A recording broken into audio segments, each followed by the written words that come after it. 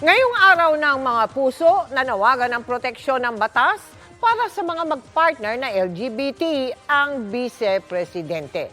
Sinabi niya yan sa gitna ng dinaluhang mass wedding sa Parañaque. Narito ang pagtutok ni Marisol Abduraman. Proteksyon sa mga magka-partner na mga miyembro ng LGBTQ community ang isa raw sa gustong maisulong ni Vice President Inday Sara Duterte.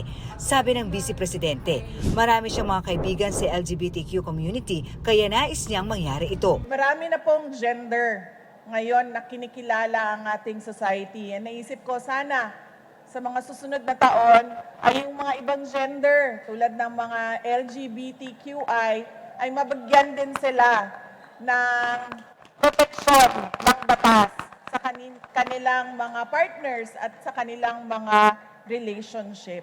And gusto po natin na meron din silang proteksyon sa batas tulad natin na mga kinakasal. Sinabi ito ng pangalawang Pangulo ngayong Valentine's Day sa kanyang pagdulo sa isang mass wedding sa Parañaque kanina kung saan siya mismo ang tumayong ninang sa 64 na couple na ikinasal kanina. Pinaalalahanan naman ni VP ang mga bagong kasal sa kalagahan ng family planning, lalo na ang pagkakaroon ng anak.